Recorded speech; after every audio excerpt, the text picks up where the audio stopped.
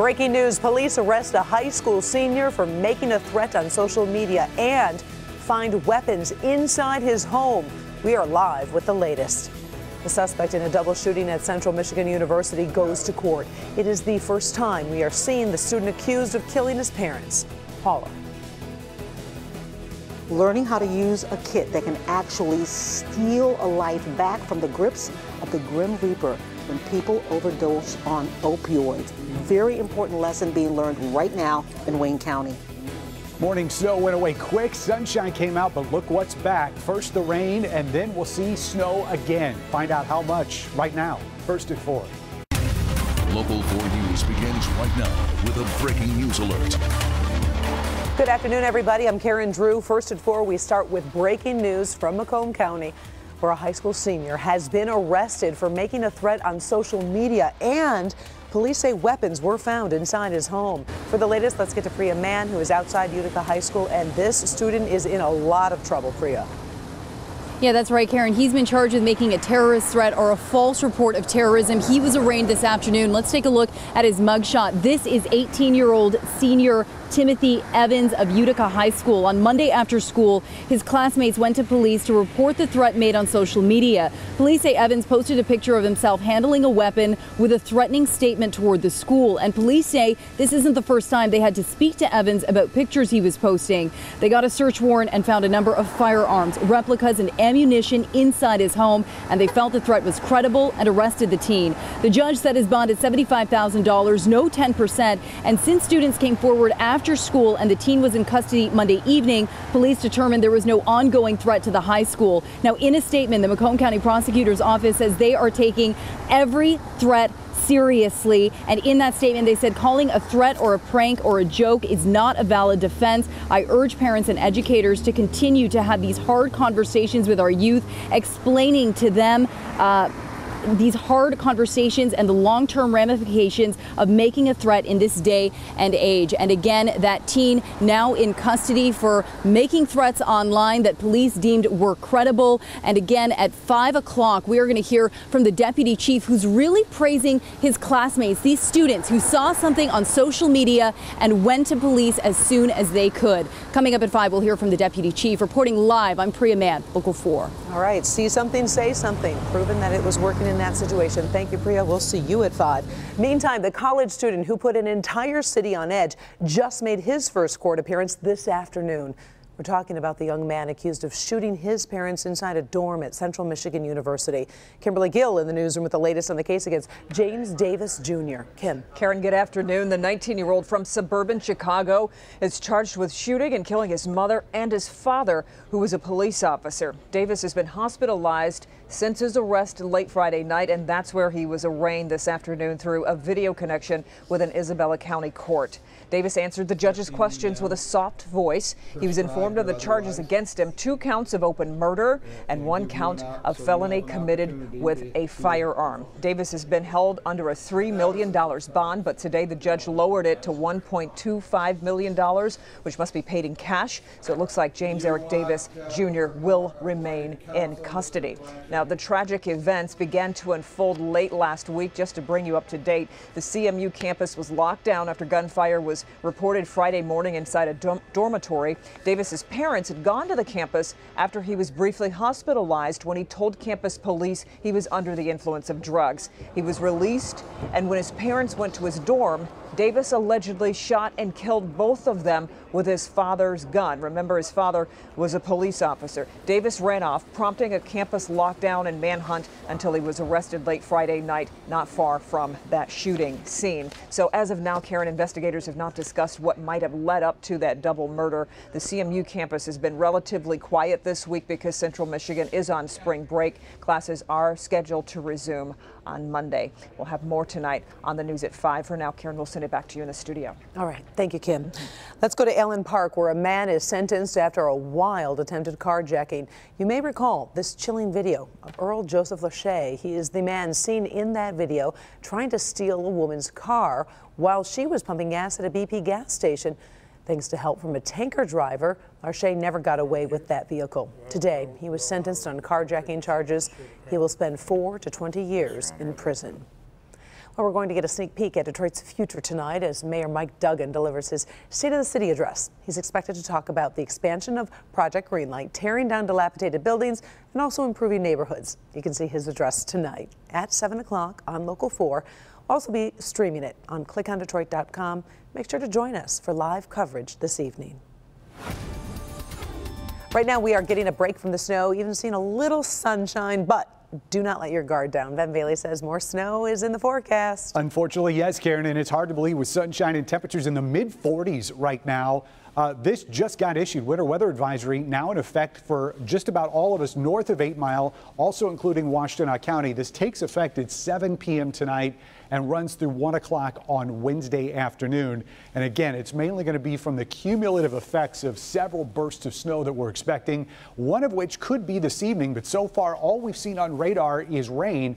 And when you look at the actual reporting stations on our side of the state, nothing. It's all dry conditions, and again, still some sunshine here towards the metro zone. You got to go back to Lansing to pick up some snow. Looks like some rain out in Grand Rapids and a few flakes out towards Lake Michigan, but that rain will start pushing in later on this evening. Eventually, that will turn to snow, and temperatures falling into the mid-30s for most of the evening.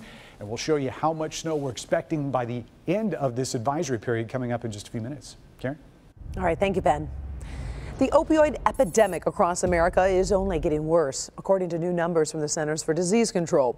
The Midwest region saw a 70% increase in opioid overdoses from July 2016 through September of 2017. Those numbers do not include Michigan because data from our state wasn't available. But the CDC says the regional and national trends show local health departments should be doing more, including providing more drugs that can reverse overdoses to first responders, family, and friends. Now, Wayne County is already implementing a program that does just that. This afternoon, volunteers are being trained on how to save someone from an opioid overdose. Our Paula Tutman told you about the need for volunteers, so today she takes us to the training and tells us the response has been overwhelming. 136 people from every walk of life in Wayne County learning how to be good Samaritans, how to save the life of someone who is OD'd on opioids. Once the medication is exposed to the membranes of the nose, it seeps into the bloodstream, and once it's in the bloodstream, it can begin its work. The workshop by the Detroit Wayne Mental Health Authority gives free training and free Narcan kits to anyone who works or lives in Wayne County. Robin wants to learn for her church. People come in and, we just never know what their situation is. Patrick, a recovering addict himself, wants to pay it forward. I'm living, breathing proof that because of saving an addict's life, we can give back to help another addict. Did you get everything? She's the very definition of poise and intelligence. I have 4 degrees. So I have a degree in computer applications technology and associates. I have a bachelor's in business. I have a master's in business administration. I have a master's in social work. I'm a certified alcohol and drug counselor. But Anisha Freeman is what she calls a subculture refugee, a former crack addict, and she lived a crack addict's life. Living in crack houses, and they taught me how to work the street. She hasn't had a drink or a drug in 17 years. Everything she's accomplished has been done post-addiction and after numerous attempts on her own life. For 20 years, even she believed she was garbage. But one day, something clicked. And in 17 years, her decision to save herself has turned into saving hundreds of others. I created a program, and it had such an impact, they had me start working with drug court and sobriety court. Just as she is poised and intelligent and well-educated, she is the very reason addicts are worth saving. There was agencies that helped me stay alive. Even though I couldn't stop, they came out to the streets, and they helped us stay alive until we were ready to surrender. And so there's people who are on heroin and other opioids, and they can't stop. They want to stop. After more than an hour of instruction in the Narcan workshop, the participants from every walk of life get a certificate and a kit and are seeded into the community to save lives. You could have a scientist out there. There's people out there. I met people in the dope house who could sing opera. There's so many gifts and talents, and they just have a disease. It's just like diabetes. They can't control that. And so we have an obligation to help people who have the disease of addiction stay alive until they can get to the point where they surrender to the process of recovery.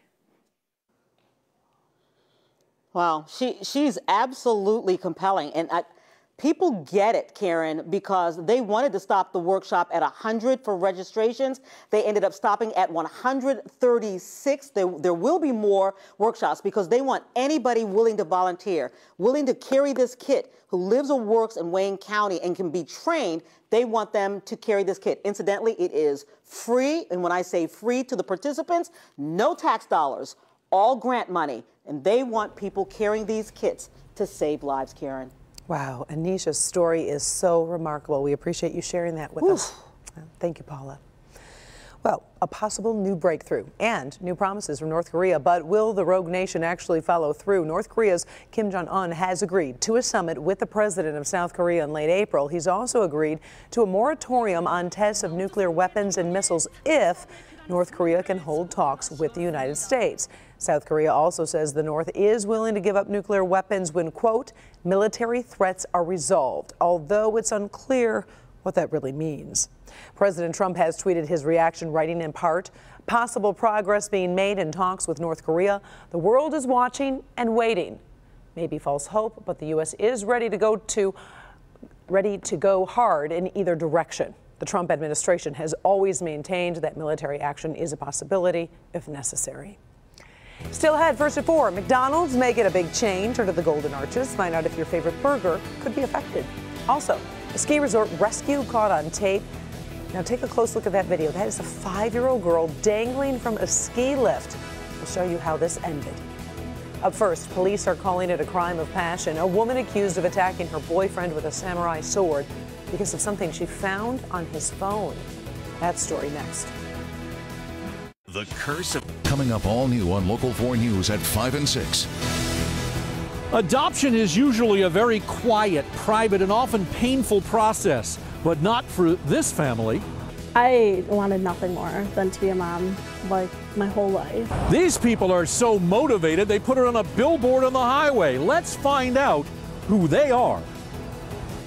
Police are calling it a crime of passion as a woman in Washington state is behind bars. They say she attacked her boyfriend with a samurai sword. Police say Emily Javier attacked her live-in boyfriend because he allegedly cheated on her. Court documents say she found a Tinder dating app on his phone and then strange red hair in their shower drain. Police also say she confessed to buying that sword with the intent to kill him. He survived that attack but does have critical injuries.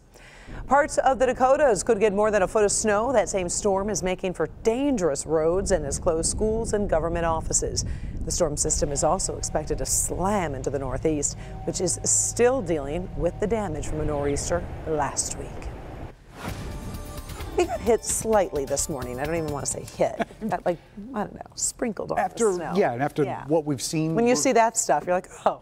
That actually is the same system that's moving through here in the Dakotas, but we're going to get the much better end of that deal, that's for sure. But we do have more snow on the way. In fact, some of that's going to be starting here shortly, but with temperatures in the mid-40s, this is rain. You see all the green here on 4 Live radar, and we're just now starting to get reports down here in our south zone around Adrian that is making it to the ground. Ann Arbor still coming up dry, same with Monroe, but cloudy skies, and you can see the last remnants of the sunshine holding on across the metro zone, but that's not long for the world as those clouds are going to be moving in pretty quick. As far as the snow goes, we did pick up just a dusting, and most of that is gone. But as far as what we're expecting tonight, notice that these totals pretty paltry, at least through about midnight, maybe a tenth at best, and most of that is going to be north of Detroit. And then once we get into the overnight hours, there's going to be a band of snow that's going to be setting up pretty much in that advisory area. And you can see that those cumulative numbers start running into the 1 and 2 inch range.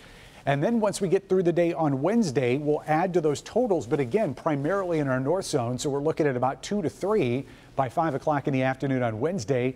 And the snow keeps coming. Going into Thursday, again, mostly in our north zone, although there will be some additional snow here during the day on Thursday. That brings the total for the 2 days to anywhere between 3 and possibly up to 5 inches of snow, mainly across our north zone. But when you get south of there, we're looking at about 1 inch to 2. So not all that impressive at least for a 3-day total, 2 to 3 day total. 44 is our current temperature. Winds are calm outside, and we still have the sunshine, still bright downtown. But again, that's going to change pretty quickly. So as that low gets close to us, as far as the timing goes, we will see that rain transition to snow tonight. There you can see that band pivoting around the low, and that's going to be by 7 a.m. tomorrow.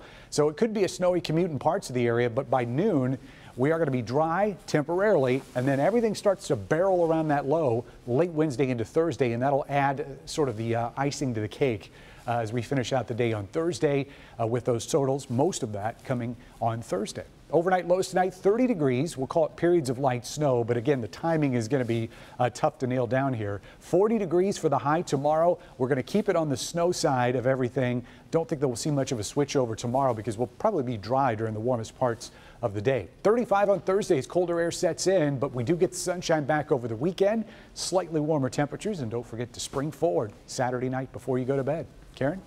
Yeah, looking forward to it. Thank you, Ben. Still ahead, he has been called the sexiest man alive. Now, a big box office hero is accepting a much less glamorous award, but he's been a good sport about it. We'll talk about that. Plus, a little girl hanging on for dear life from this ski lift. The rescue right after the break. A car hit by... Well, it is very difficult for anyone to watch this video. That is a 5-year-old girl dangling from a ski chairlift in Big Bear Lake, California. The girl's mother says the child slipped from the lift as it started moving. Now, rescue workers grabbed a tarp, but it took a few minutes to get it actually under the girl. Once it was ready, she let go.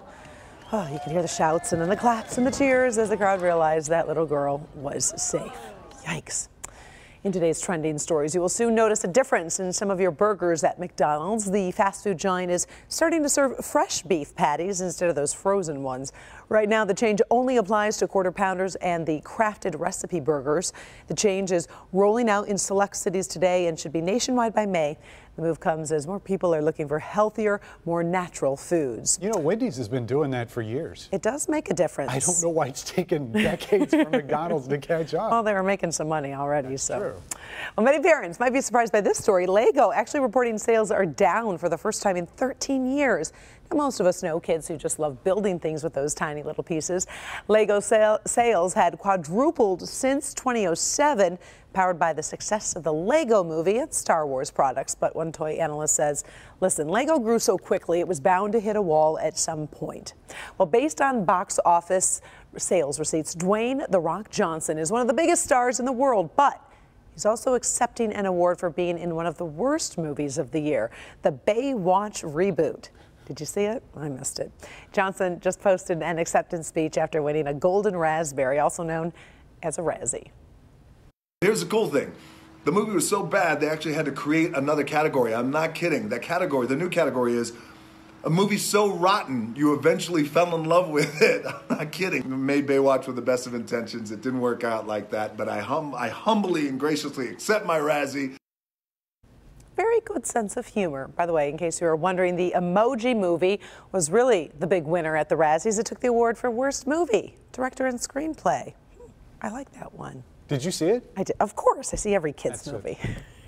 I don't see anything else. Still had the image of this little girl staring at a portrait of Michelle Obama went viral. You won't believe what happened next. We are going to show you something pretty cool. Up first, here's what I'm working on for tonight at 11. Would you let your child ride alone in a car with a complete stranger?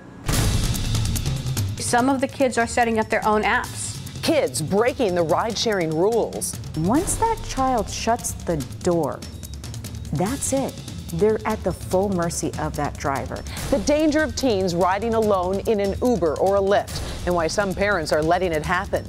A Defenders investigation tonight at 11. Is your house...